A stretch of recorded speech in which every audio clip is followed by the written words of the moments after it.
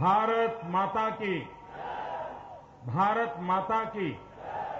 श्यामा प्रसाद मुखर्जी, श्यामा प्रसाद मुखर्जी,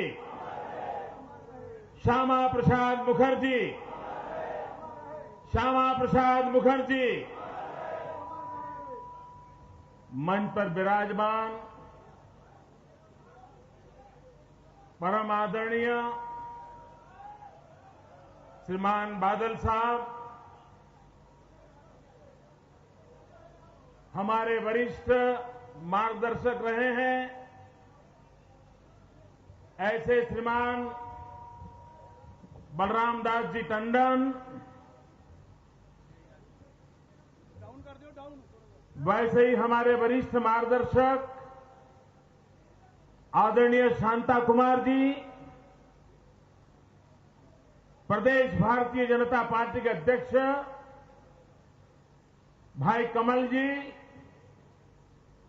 मंच पर विराजमान सभी आदरणीय नेतागण और राष्ट्र की एकता का प्रतीक ऐसी इस पवित्र धरती पर पधारे हुए सभी देशभक्त भाइयों और बहनों, मैं आज यहां उत्तराखंड की धरती से पहुंचा हूं। वहां के संकट को, उस प्राकृतिक आपदा को मैंने अपनी आंखों से देखा है। उन संकटों से बचकर के आए हुए लोगों से, उन खौफनाक कथाओं को सुना है, उनके दर्द को समझने की कोशिश की है। उत्तराखंड का यह संकट इतना भयानक है, हजारों यात्री जिन्होंने अपने जान गंवाने पड़े हैं, अपने परिवार के स्वजन खोने पड़े हैं, उसी प्रकार से उत्तराखंड के नागरिकों को भी बहुत ही गंभीर नुकसान हुआ है। गांव के गांव उजड़ गए हैं, घोड़े चलाने वाले लोग गरीब जल में समा गए हैं। मैं उन सभी मृतात्माओं के प्रति अपनी श्रद्धा समर्पित करता हूं और मैं उत्तराखंड वासियों से विश्वास दिलाता हूं कि यह देश सेवा की संस्कृति से पला बढ़ा हुआ है। यह देश उत्तराखंड के साथ कंधे से कंधा मिलाकर के खड़ा रहेगा और उत्तराखंड की आपत्ति में से उत्तराखंड को बाहर निकालने के लिए यह देश कोई कमी नहीं रखेगा। ये मैं उत्तराखंड की जनता को विश्वास दिलाता हूं। भाइयों बहनों, आज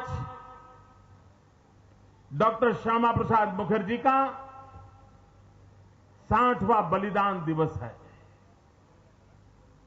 आजाद हिंदुस्तान के वे पहले शहीद थे जिन्होंने भारत की एकता के लिए बलिदान दिया था। यह देश एक हो, यह देश अखंड हो, यह देश एक रहे, ये देश श्रेष्ठ रहे, उन सपनों को पूरा करने के लिए डॉक्टर श्यामा प्रसाद मुखर्जी ने अपना बलिदान दिया था। भाइयों बहनों, इस देश के कांग्रेस के शासन की एक विशेषता रही है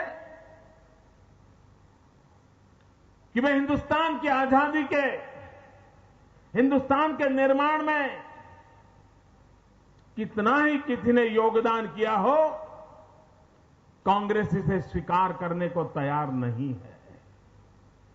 अभी बादल साहब बता रहे थे, अंडमान निकोबार की जेल में कितने पंजाब के नौजवानों ने अपनी जवानी खपा दी थी। देश की आजादी के लिए भगत सिंह समेत कितने महापुरुषों ने फांसी के फंदे पर लटक करके इस देश को आजादी दिलाई थी। लेकिन इस देश के किसी भी व्यक्ति के बलिदान को कांग्रेस बलिदान मानने को तैयार नहीं है। डॉक्टर श्यामा प्रसाद मुखर्जी को भी भुला देने के भरपूर प्रयास हुए और आज भी एक सवाल वैसा का वैसा खड़ा हुआ है। डॉक्टर श्यामा प्रसाद मुखर्जी की माता जी ने उस समय पंडित नेहरू को चिट्ठी लिखी थी और कहा था कि मेरे बेटे का मौत ये हत्या है। हिंदुस्तान की सरकार जांच करे किस हालत में श्यामा प्रसाद मुखर्जी की हत्या हुई। लेकिन पंडित नेहरू जी की सरकार ने, दिल्ली में बैठी हुई कांग्रेस की सरकार ने अपने बेटे को गंवाने वाली उस मां के आंसू को, उस दर्द को, उस पीड़ा को समझने की परवाह नहीं की। आप कल्पना कर सकते हैं मित्रों, जब डॉक्टर श्यामा प्रसाद मुखर्जी ने सत्याग्रह किया था, आयु सिर्फ 51 वर्ष थी और उसके पहले कभी भी उनके स्वास्थ्य की बीमारी की शिकायत इस देश ने सुनी नहीं थी। 51 वर्ष की आयु में डॉक्टर मुखर्जी शेख अब्दुल्ला जी की सरकार की जेल में है और सिर्फ 1.25 महीने के भीतर उनकी मौत हो जाती है, वो शहीद हो जाते हैं। लेकिन हिंदुस्तान की जनता को सत्य नहीं बताया जाता है। वो सवाल या निशान आज भी खड़ा है। और डॉक्टर श्यामा प्रसाद मुखर्जी ने बलिदान किस बात के लिया था? देश की एकता के लिए दिया था। आज भी देश के सामने हिंदुस्तान की एकता को तोड़ने वाले सारी शक्तियां विदेशों से प्रेरणा लेकर के, सहाय लेकर के हमारी इस देश को तोड़ने के लिए तुले हुए हैं। और वोट बैंक की राजनीति में डूबी हुई दिल्ली की सरकार देश के सामान्य मानवी को सुरक्षा देने में विफल हो गई है। देश की एकता पर हमेशा संकट मंडराते रहते हैं। ये उनकी नाकामी का निशानी है। डॉक्टर श्यामा प्रसाद मुखर्जी हिंदुस्तान की पहली सरकार में मंत्री थे। सरदार पटेल मंत्री थे। डॉक्टर बाबा साहब आंबेडकर मंत्री थे। और मित्रों, आज मैं एक बड़ा गंभीर बात बताना चाहता हूं। उस समय की हिंदुस्तान की पहली सरकार में अगर कोई स्वतंत्र आवाज थी तो इन 3 महापुरुषों की थी। पंडित नेहरू की जो सोच थी, उस सोच के सामने सत्य उजागर का सामर्थ्य इन 3 महापुरुषों में हुआ करता था। और पंडित नेहरू को ये तीनों महापुरुष पसंद नहीं थे। और जब सरदार पटेल हमें छोड़ के चले गए, डॉक्टर श्यामा प्रसाद मुखर्जी का बलिदान हो गया, डॉक्टर बाबा साहब आंबेडकर ने मंत्री पद छोड़ दिया, उस समय की सरकार निरंकुश हो गई। कांग्रेस का निरंकुश होने का बीज उसी समय बोया गया था। अगर ये 3 महापुरुष लंबे अरसे तक रहते तो शायद कांग्रेस को निरंकुश होकर के देश को तबाह करने की जो आदत लग गई है, वो आदत शायद न लगती। इतना बड़ा नुकसान इन 3 महापुरुषों के जाने से हुआ है। डॉक्टर श्यामा प्रसाद मुखर्जी इस देश के उद्योग मंत्री थे और कितने तेजस्वी थे। 32-33 साल की आयु में वो कलकत्ता की ख्यातनाम यूनिवर्सिटी के वाइस चांसलर बने थे। वो उतने तेजस्वी थे कि उन्होंने हिंदुस्तान के औद्योगिक विकास की, उसमें भी cottage industry, small scale industry, PSUs, उसके विषय में जो उस समय पॉलिसी बनाई थी, जो अवधारणा रखी थी, वो अवधारणा आज भी मूलधारा के रूप में हिंदुस्तान की विकास यात्रा में चल रही है। ये काम डॉक्टर श्यामा प्रसाद मुखर्जी ने किया था। डॉक्टर श्यामा प्रसाद मुखर्जी का नाता पठानकोट के साथ एक और कारण से भी है। यहां पर आकर के सत्याग्रह करके देश की एकता की आवाज बुलंद की थी।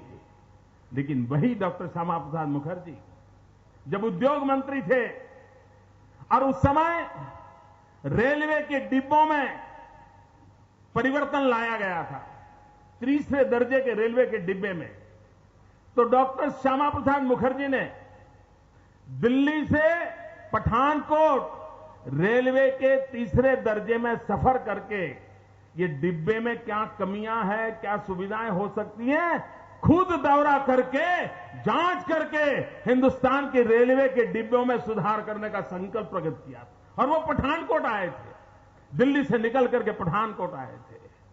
डॉक्टर श्यामा प्रसाद मुखर्जी देश की एकता के लिए जैसे बलिदान दिया, उसी प्रकार से वो मानव सेवा के काम में भी रत रहते थे। 1943 कलकत्ता के अंदर, बंगाल के अंदर, और तब संयुक्त बंगाल था, भूखमरी का एक बहुत बड़ा संकट आया था। 50 लाख से अधिक लोग भूखमरी के शिकार हुए थे। उस समय डॉक्टर श्यामा प्रसाद मुखर्जी ने बंगाल के उन पीड़ितों की सेवा करना, उनके जीवन को बचाने के लिए एक बहुत बड़ा सेवा यज्ञ चलाया था और उसकी कीर्ति पूरे बंगाल में फैली हुई थी।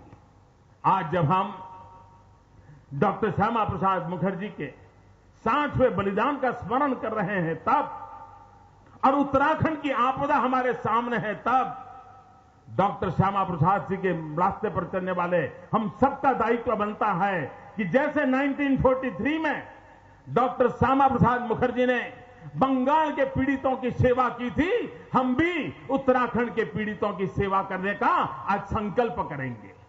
हम भी उनके लिए जो कर सकते हैं और करेंगे।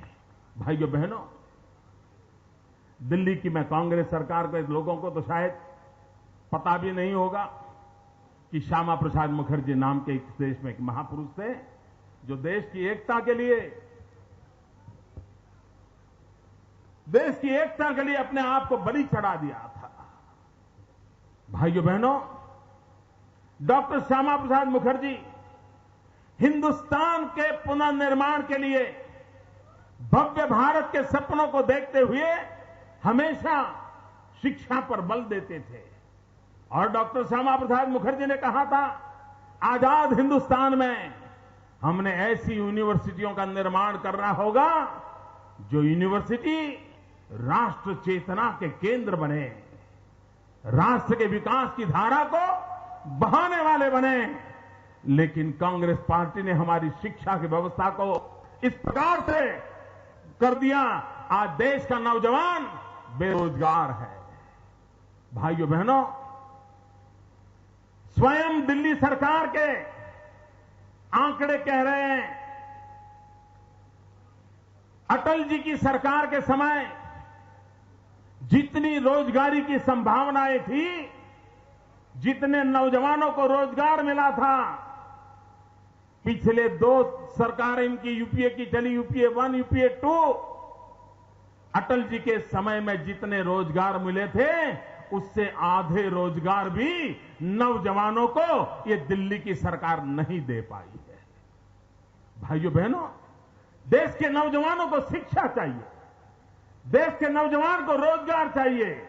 देश का नौजवान राष्ट्र के विकास में अपने आप को जोड़ना चाहता है, लेकिन दिल्ली में बैठी हुई सरकार जिसे हिंदुस्तान के नौजवानों के भविष्य की परवाह नहीं है, हिंदुस्तान के नौजवानों के विकास की चिंता नहीं है। और तब जाकर के भाइयों बहनों डॉक्टर श्यामा प्रसाद मुखर्जी ने जो संदेश दिया था कि हमारी यूनिवर्सिटियां राष्ट्र चेतना का केंद्र बने, राष्ट्र निर्माण की एक नई धारा खड़ी करें, उस काम को पुनर्जीवित करने की समय की मांग है भाइयों बहनों। कश्मीर के अंदर श्यामा प्रसाद मुखर्जी इस बात को लेकर के लड़ाई लड़े थे कि इस देश में 2 विधान, 2 प्रधान, 2 निशान नहीं चलेंगे। उस बात के लिए श्यामा प्रसाद जी बलि चढ़ गए। लेकिन मुझे कभी कभी विचार आता है कि डॉक्टर श्यामा प्रसाद जी ने कहा था कि इस देश में 2 प्रधान नहीं चलेंगे, लेकिन उनके 60 साल के बलिदान के बाद देखा जा रहा है कि दिल्ली में इन दिनों 2 प्रधान चल रहे हैं। पता ही नहीं चल रहा है सच्चा प्रधान कौन है, पता ही नहीं चल रहा है।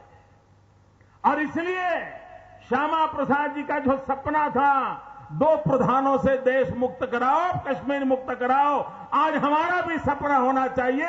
ये 2 प्रधान देश चला रहे हैं, देश को तबाह किया है, उनसे भी देश को मुक्ति दिला दें।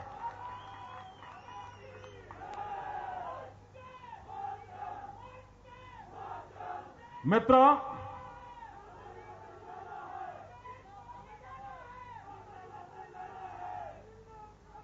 सरदार वल्लभ भाई पटेल ने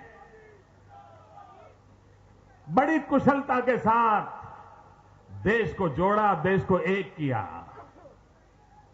लेकिन कश्मीर के सवाल पे पंडित नेहरू के रुख के कारण आज भी नए नए संकट छाए जा रहे हैं। एक आशा बंधी थी अटल बिहारी वाजपेयी के शासन में, कश्मीर के गांव पर मरहम लगाने का काम अटल बिहारी वाजपेयी जी की सरकार ने किया था। एक नए युग के आरंभ की आशा बंधी थी। ममता से, प्यार से, भाईचारे से, शांति से, संवाद से, विश्वास से, विकास से कश्मीर के लोगों के दिल जीतने में अटल बिहारी वाजपेयी जी ने बहुत बड़ी अहम भूमिका निभाई थी और इसका कोई इंकार नहीं कर सकता है। और जब पाकिस्तान के लोगों को लगा कि अटल बिहारी वाजपेयी जिस प्रकार से कश्मीर के गांवों को मरहम लगा रहे हैं, तो पाकिस्तान की सारी राजनीति ही नाकाम हो जाएगी। यह अच्छी बात थी कि उस समय के प्रधानमंत्री श्रीमान नवाज शरीफ वाजपेयी जी की कश्मीर के संबंध में जो नीति थी और जिस प्रकार से वाजपेयी जी कश्मीर के लोगों के गांवों को मरहम लगा करके एकता के सूत्र में बांधने की कोशिश कर रहे थे, नवाज शरीफ के साथ वार्ता चल रही थी, तब वहीं के कुछ लोगों ने उनको कश्मीर का भला नहीं करना था, कश्मीर के नौजवानों का भला नहीं करना था। वाजपेयी जैसे नेता कश्मीर के दिलों की धड़कन बन जाए, ये उनको मंजूर नहीं था और इसलिए उन्होंने षड्यंत्र करके कारगिल किया था और उस पूरी यात्रा पर रोक लगाने की कोशिश की थी, संकट पैदा करने की कोशिश की थी। मित्रों, मैं विश्वास से कहता हूं, अगर 2004 में फिर एक बार वाजपेयी जी की सरकार बनी होती तो कश्मीर के गांव भरने में सफलता मिली होती, कश्मीर के पंडितों को न्याय मिलता, जम्मू, कश्मीर घाटी और लद्दाख, इन तीनों के बीच में अपने पराये का जो भेद है वो भेद भी मिट जाता, लद्दाख का भी विकास होता, जम्मू का भी विकास होता, कश्मीर घाटी का भी विकास होता। अगर वाजपेयी जी की सरकार 2004 में एक बार फिर बनी होती तो मैं विश्वास से कहता हूं भाइयों बहनों, आज मेरे कश्मीर के पंडितों के जो हाल है वो हाल न रहे होते और उनको भी न्याय मिलता, उनको सम्मान मिलता, उनके अधिकारों की रक्षा हुई होती। अगर वाजपेयी जी की सरकार एक बार और बनी होती तो आज कश्मीर का नौजवान जो रोजी रोटी के लिए भटक रहा है, निराश हो चुका है, सारे हिंदुस्तान के नौजवान तेजी से आगे बढ़ रहे हैं।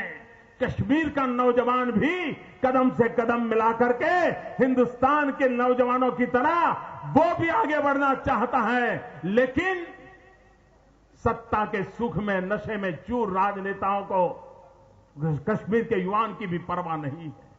उसकी शिक्षा की चिंता नहीं है, उसकी रोजी रोटी की चिंता नहीं है।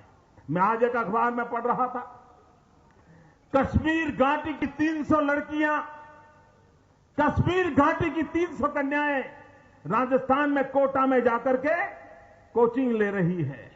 उनके मन में सपने हैं, देश के विकास में वो हिस्सेदार बनना चाहती हैं, वो इंजीनियर बनना चाहती हैं, वो आईएएस अफसर बनना चाहती हैं, वो जीवन को प्रगति की नई दिशाओं को पार करना चाहती हैं।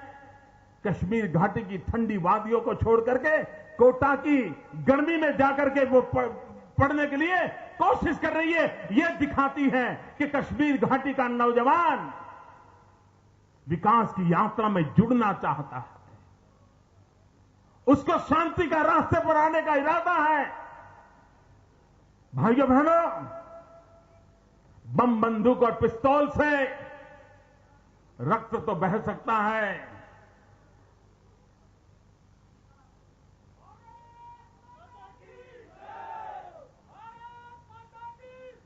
भाइयों बहनों,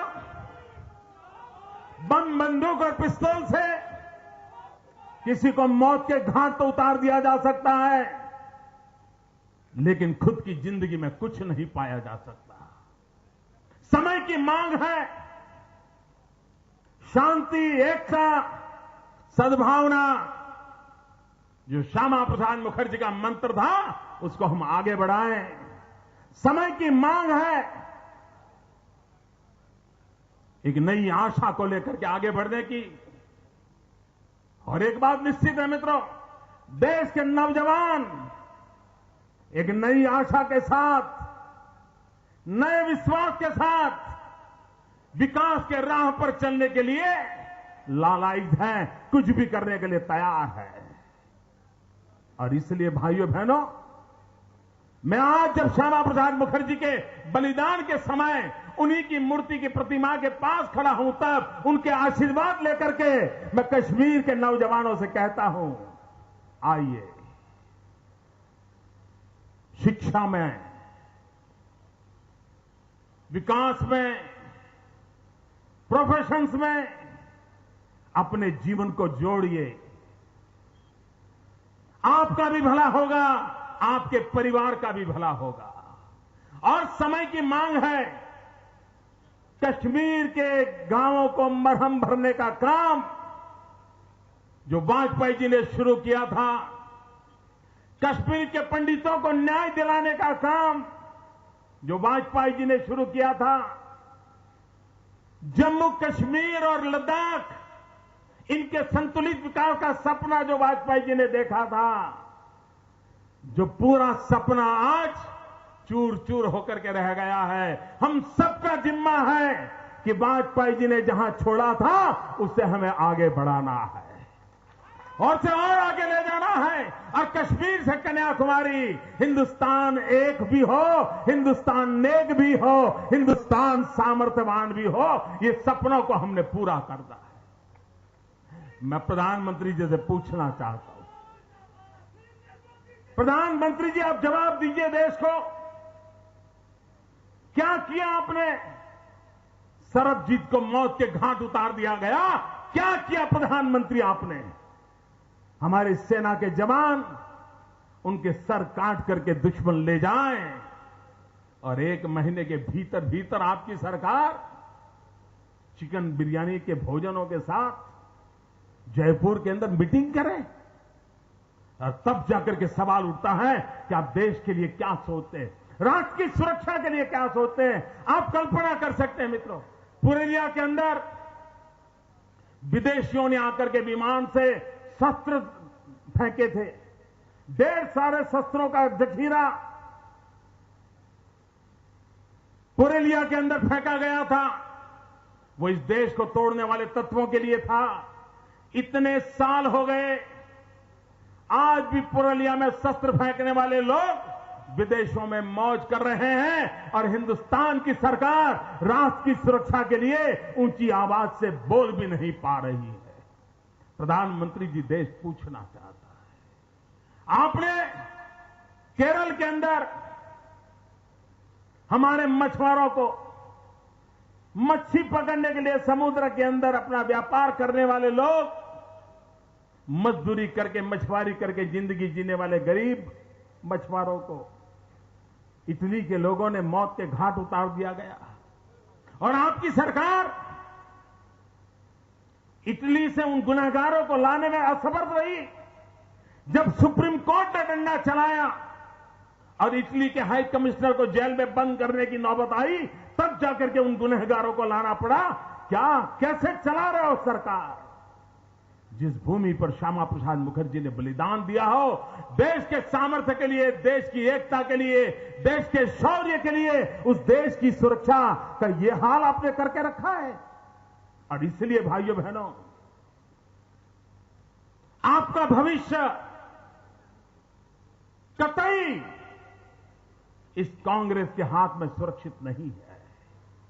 भाइयों बहनों, अगर देश सुरक्षित नहीं है, देश का सामान्य जन सुरक्षित नहीं है, तो देश विकास की राह पर कैसे चल पाएगा? देश के नौजवानों का भाग्य क्या होगा? और अगर यही हवा चल पड़ी कि गलत रास्तों से जिंदगी गुजारे बिना चारा नहीं है और देश का नौजवान उस पर मोड़ गया, तो हिंदुस्तान को कौन बचा पाएगा? भाइयों बहनों, समय से पहले जागने की जरूरत है। वैसे बहुत नुकसान हो चुका है, अब इस देश को हम और संकट में नहीं डाल सकते।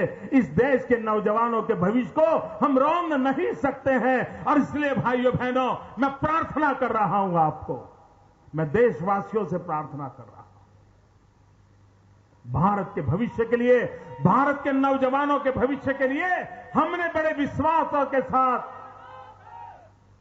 उन सारे संकटों से उभरना है, तो कांग्रेस मुक्त भारत निर्माण का सपना देखना होगा। कुछ समय पहले कांग्रेस पार्टी ने, यूपीए सरकार ने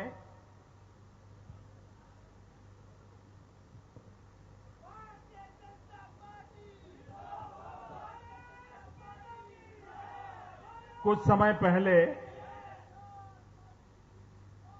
यूपीए सरकार ने अरबों खरबों रुपया खर्च करके टीवी पर एक एडवर्टाइजिंग कैंपेन का पूरा तूफान खड़ा कर दिया था। कहीं पर भी टीवी चालू करो, हर 10 मिनट में भारत सरकार की वो एडवर्टाइजमेंट दिखाई देती थी। लेकिन पिछले 10 दिन से वो एडवर्टाइजमेंट दिखाना बंद कर दिया है। क्यों? कारण मालूम है? उनकी एडवर्टाइजमेंट थी, भारत के निर्माण पे हक है मेरा। मैंने कहा, तुम कह रहे हो हक है मेरा, हमें सुनाई देता है शक है मेरा। भारत के निर्माण पे शक है मेरा। और जब मैंने ये कहा कि भारत के निर्माण पे शक है मेरा, तो यूपीए सरकार को भी शक होने लगा और उन्होंने उस एडवर्टाइजमेंट को बंद कर दिया। इस देश को शक हो रहा है आपके हर कारनामों पर। अरबों खरबों रुपये उनके बेकार चले गए। उनकी हिम्मत नहीं है कि फिर से देश के सामने जाकर के उस एडवर्टाइजमेंट को फिर से दिखाएं। देश की जनता को कांग्रेस के मित्र जवाब दें। ये कौन सा शक पैदा हुआ कि आपको आपकी खुद की एडवर्टाइजमेंट विड्रॉ करनी पड़ी है? मित्रों, इन दिनों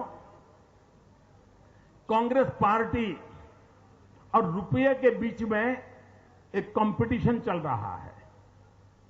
कांग्रेस पार्टी और रुपये के बीच में कंपटीशन चल रहा है। वो दोनों एक दूसरे से स्पर्धा कर रहे हैं, कौन नीचे गिरता है उसकी स्पर्धा चल रही है। हर दिन या तो रुपया नीचे गिरता है तो दूसरे दिन कांग्रेस की इज्जत नीचे गिरती है। एक दिन डॉलर के सामने रुपया नीचे गिरता है तो दूसरे दिन कांग्रेस की इज्जत नीचे गिर रही है। ये रुपया और कांग्रेस दोनों गिरने की स्पर्धा में लगे हुए हैं और देश गिरता चला जा रहा है। मेरे भाइयों बहनों, देश बर्बाद होता जा रहा है और इसलिए समय की मांग है। भाइयों बहनों, बादल साहब बता रहे थे कि वो गुजरात की गीर का दूध पीते हैं। पंजाब के साथ हमारा खून का नाता है, हमारा खून का रिश्ता है। जब गुरु गोविंद सिंह जी ने पंच प्यारे की बात कही थी, उन पंच प्यारों में जो पहले पंच प्यारे थे उसमें एक मेरे गुजरात का नौजवान था जिसने गुरु गोविंद सिंह के आदेश पर बलि चढ़ने का फैसला किया। अगर गुरु गोविंद सिंह जी के पंच प्यारों में गुजरात है तो वो गुजरात आज भी आपका है।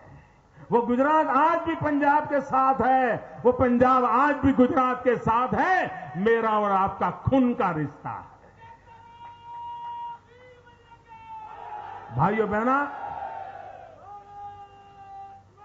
मेरे राजनीतिक विकास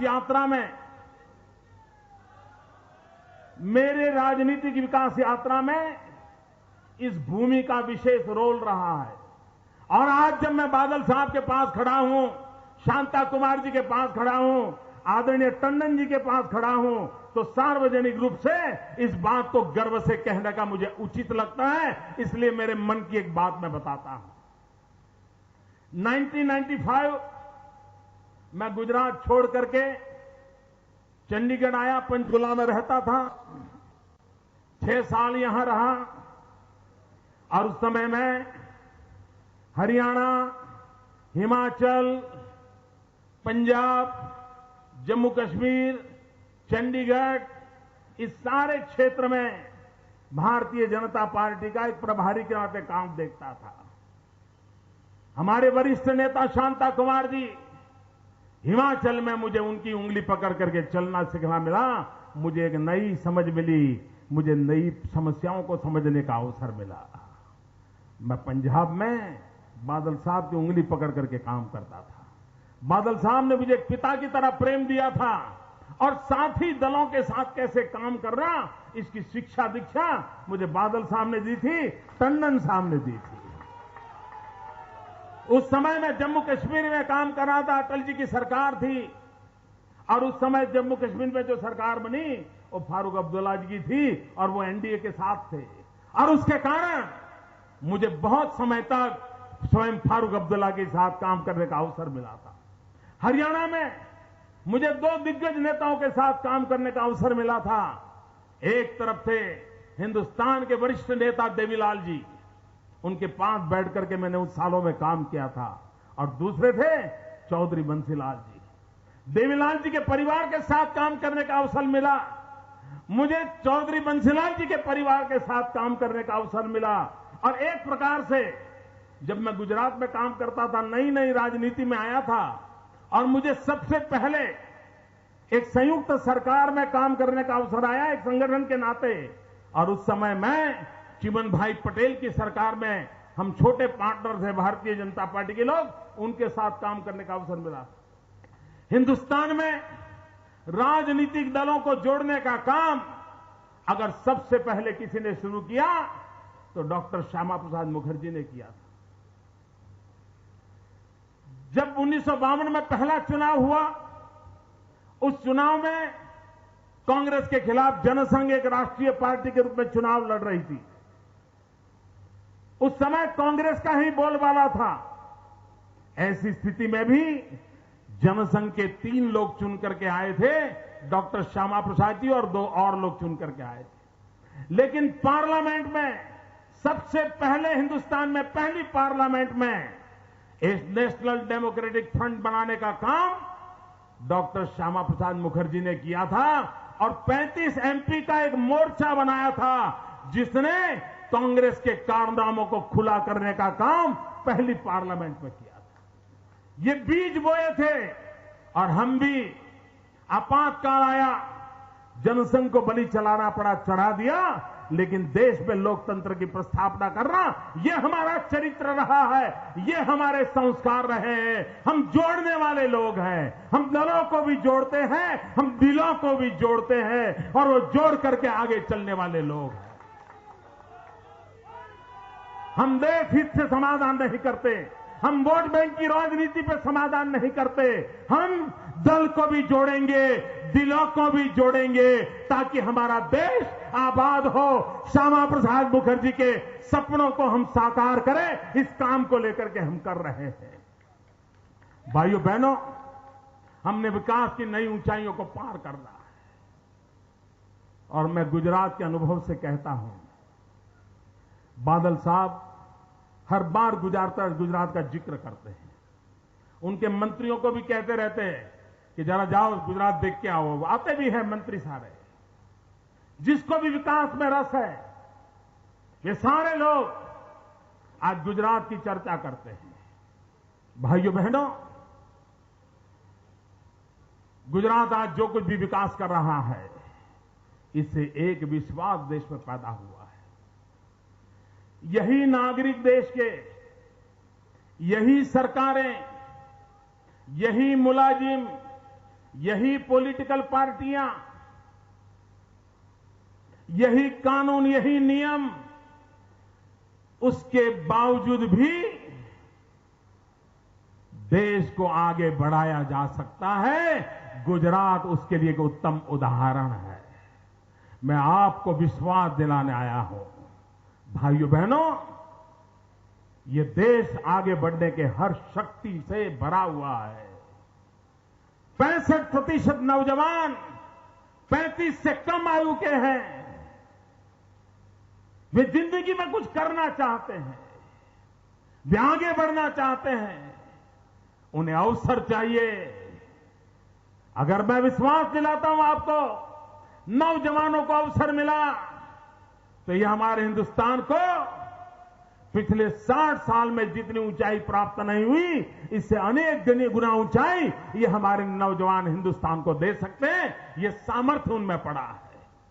भाइयों बहनों, देश की सुरक्षा को प्राथमिकता देना है, देश की एकता को प्राथमिकता देना है, देश में सद्भावना का माहौल बनाने का मंत्र जो डॉक्टर श्यामा प्रसाद मुखर्जी ने दिया है, इसको हमें आगे बढ़ाना है। और इसी के साथ हम आगे बढ़े। आज 23 जून इस महापुरुष के बलिदान दिवस पर उनके चरणों में सर झुकाने का मुझे अवसर मिला। बादल साहब स्वयं यहां आए और मुझे भरपूर आशीर्वाद दिए।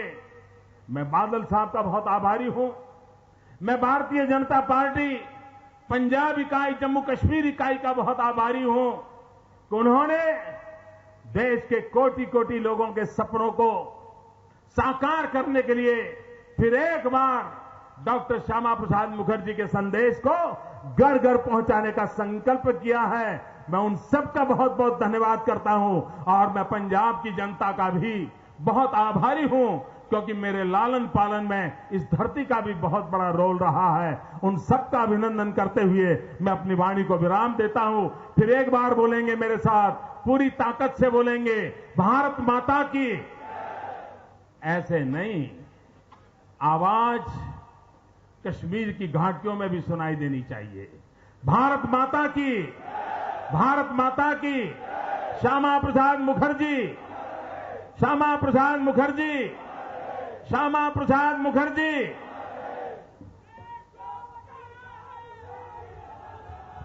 भारत माता की। देश का नेता कैसा हो, देश का नेता कैसा हो, भारत माता की। मैं पंजाब के भारतीय जनता पार्टी और अकाली दल की सांझे नेताओं की तरफ से और पंजाब की पूरी जनता की तरफ से नरेंद्र भाई मोदी का तहे दिल से अभिनंदन करता हूं और धन्यवाद करता हूं हमारे बीच में आए। और जितने भी नेतागण हमारे बीच में हैं, प्रकाश सिंह बादल जी, शांता कुमार जी, जेपी नड्डा जी, श्याम जाजू जी, आरपी सिंह जी, अनुराग ठाकुर जी, जुगल जी, इन सबको अपनी तरफ से और पंजाब के सब यहाँ पे नेताओं की तरफ से बहुत बहुत धन्यवाद और उनका अभिनंदन करता हूँ। जितने भी भाई यहाँ पे इस रैली में